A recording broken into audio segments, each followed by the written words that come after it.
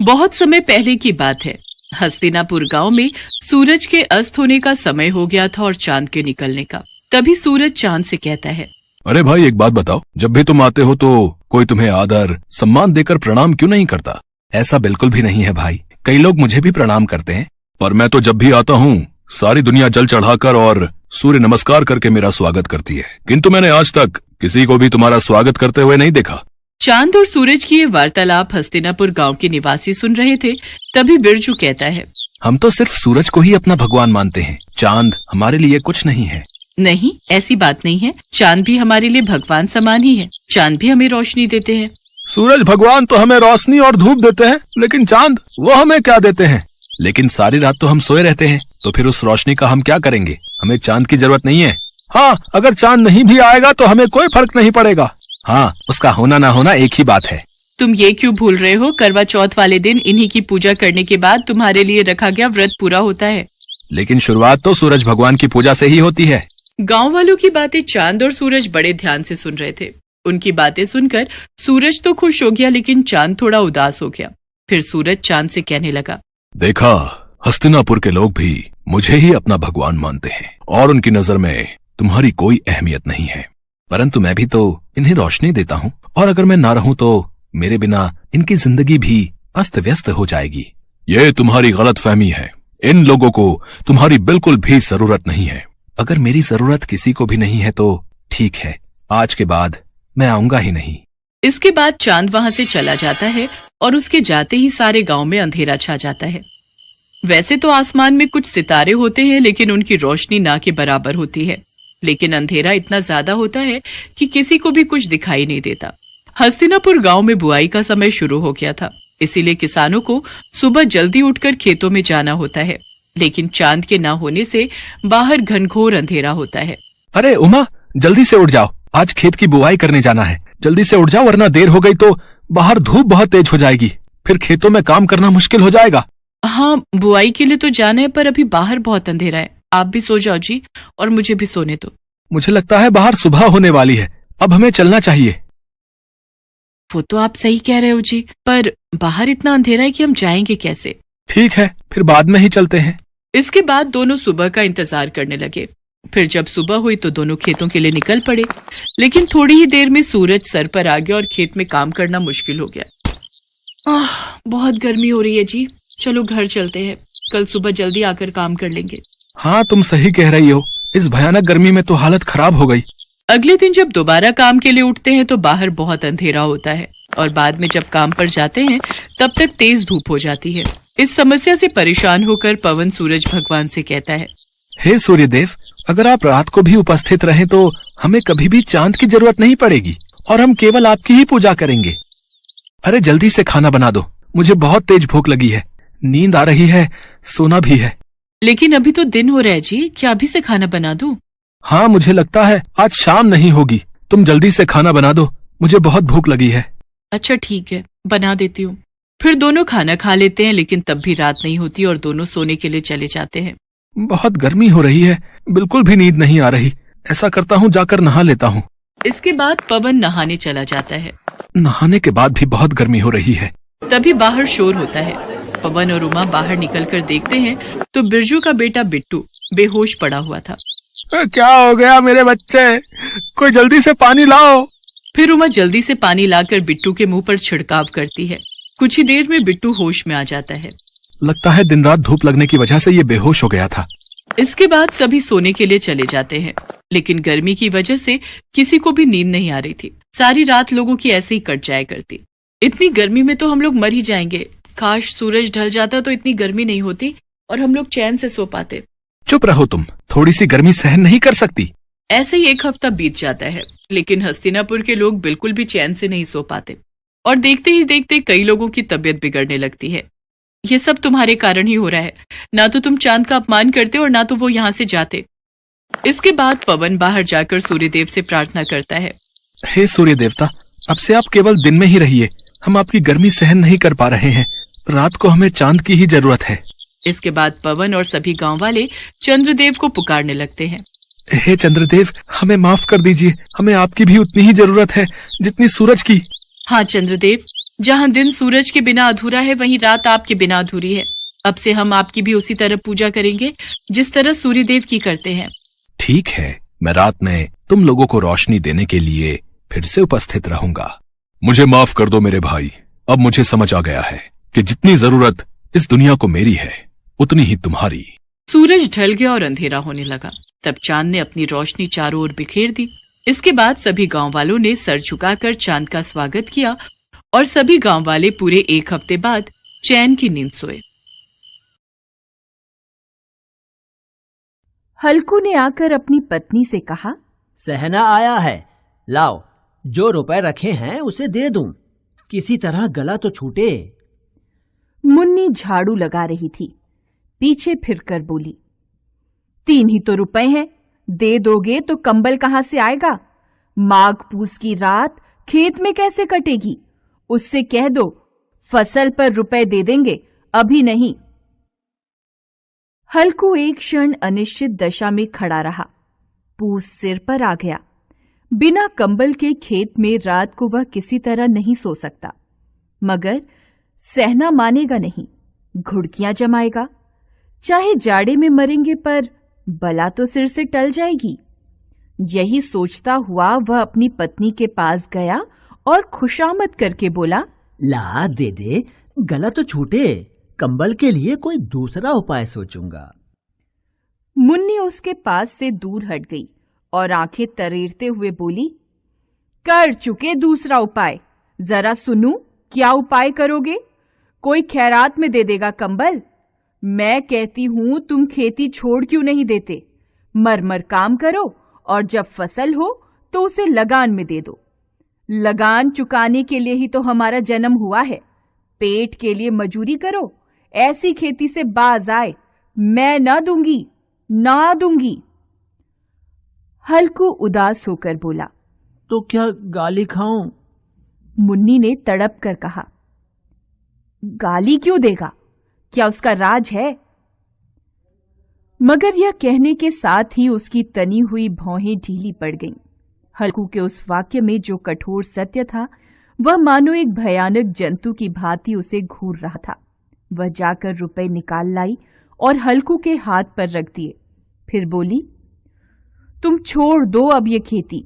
मजूरी में सुख से 1 रोटी खाने को तो मिलेगी, किसी की धौंस तो न रहेगी। ऐसी खेती किस काम की कि मजूरी करके लाओ और उसे भी इसमें झोंक दो, उस पर ये धौंस सहो। हल्कू ने रुपए लिए और इस तरह बाहर चला मानो अपना हृदय निकाल कर देने जा रहा हो। उसने मजूरी से 1-1 पैसा काट कर 3 रुपए कंबल के लिए जमा किए थे। वे आज निकले जा रहे थे। एक पग के साथ उसका मस्तक अपनी दीनता के भार से दबा जा रहा था। पूस की अंधेरी रात, आकाश में तारे भी ठिठुरते हुए मालूम होते थे।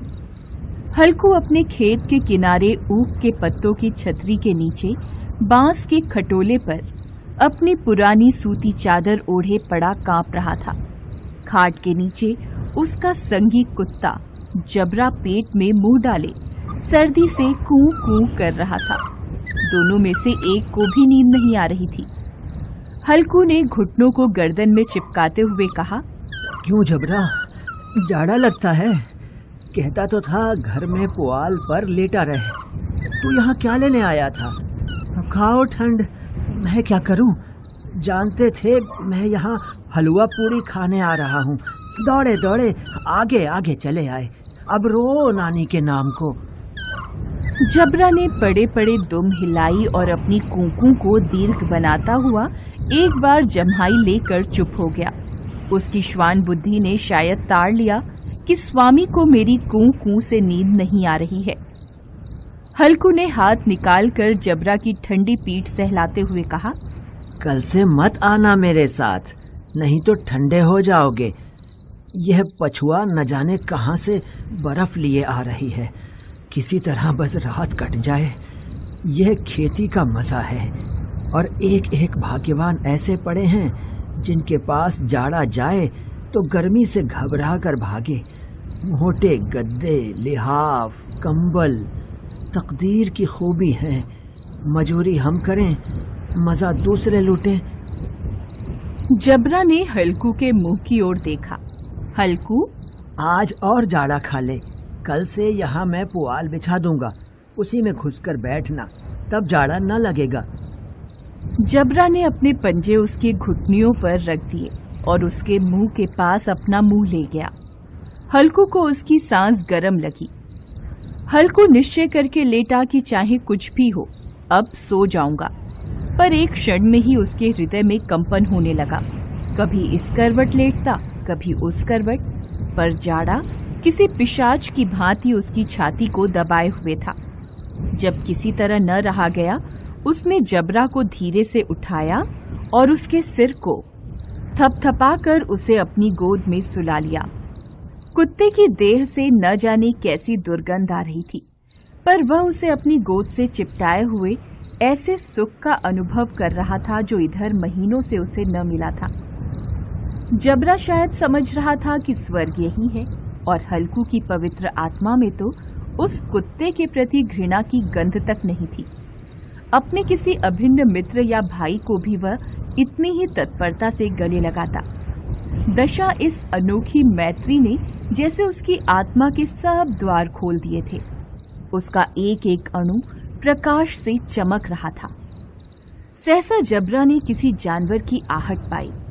इस विशेष आत्मीयता ने उसमें एक नई स्फूर्ति पैदा कर दी थी, जो हवा के झोंकों को तुच्छ समझती थी।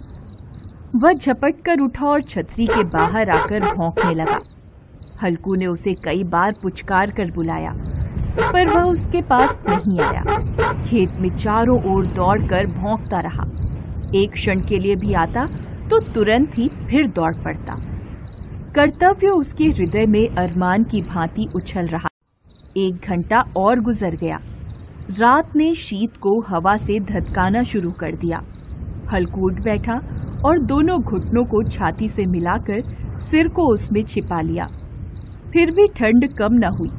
ऐसा जान पड़ता था सारा रक्त जम गया है और धमनियों में रक्त की जगह हिम बह रहा है। उसने झुककर आकाश की ओर देखा कि अभी कितनी रात बाकी है। सप्तर्षि अभी आकाश में आधे भी नहीं चढ़े। ऊपर आ जाएंगे तब कहीं सवेरा होगा। अभी पहर भर से ऊपर रात है। हल्कू के खेत से कुछ दूर आमों का बाग था। पतझड़ शुरू हो गया था। बाग में पत्तियों का ढेर लगा हुआ था। हल्कू ने सोचा चलकर पत्तियां बटोरूं और उन्हें जलाकर खूब तापूं। रात को कोई मुझे पत्तियां बटोरते देखे तो समझे कोई भूत है, कौन जाने कोई जानवर ही छिपा बैठा हो। मगर अब जाड़े में भी तो बैठे नहीं रहा जाता। उसने पास के अरहर के खेत में जाकर कई पौधे उखाड़ लिए और उनसे एक झाड़ू बनाकर हाथ में सुलगता हुआ उपला लिए बगीचे की तरफ चला। जबरा ने उसे आते देखा तो पास आया और दुम हिलाने लगा। हल्कू ने कहा, अब तो नहीं रहा जाता जबरू, चलो बगीचे में पत्तियां बटोर कर तापें, अभी तो रात बहुत है। जबरा ने कूं कूं करके सहमति प्रकट की और आगे आगे बगीचे की ओर चला। बगीचे में घुप अंधेरा छाया हुआ था और उस अंधकार में निर्दय पवन पत्तियों को कुचलता हुआ चला आता था। वृक्षों से ओस की बूंदें टप टप नीचे टपक रही थीं। हल्कू ने आग जमीन पर रख दी और पत्तियां बटोरने लगा। जरा देर में पत्तियों का ढेर लग गया। हाथ ठिठुरे जाते थे, नंगे पांव गले जाते थे और वह पत्तियों का पहाड़ खड़ा कर रहा था। थोड़ी देर में अलाव जल उठा। उसकी लौ ऊपर वाले वृक्ष की पत्तियों को छू छू कर भागने लगी। हल्कू अलाव के सामने बैठा ताप रहा था। उसने दोनों पांव फैला दिए मानो ठंड को ललकार रहा हो। तेरे जी में जो आए सो कर। ठंड की असीम शक्ति पर विजय पाकर वह विजय गर्व को हृदय में छिपा न सकता था। उसने जबरा से कहा, क्यों जब्बर, अब तो ठंड नहीं लग रही है? जब्बर ने कूं कूं करके मानो कहा, अब क्या ठंड लगती ही रहेगी। पहले से यह उपाय न सूझा, नहीं तो इतनी ठंड क्यों खाते। जबरा ने पूंछ हिलाई। पत्तियां जल चुकी थीं। बगीचे में फिर अंधेरा छा गया था। राख के नीचे कुछ कुछ आग शेष थी, जो हवा का झोंका आ जाने पर जरा जाग उठती थी, पर एक क्षण में फिर आंखें बंद कर लेती थी। हल्कू ने फिर चादर ओढ़ ली और गरम राख के पास बैठा हुआ एक गीत गुनगुनाने लगा। उसके बदन में गर्मी आ गई थी, पर ज्यों-ज्यों शीत बढ़ता जाता था, उसे आलस्य दबाए लेता था।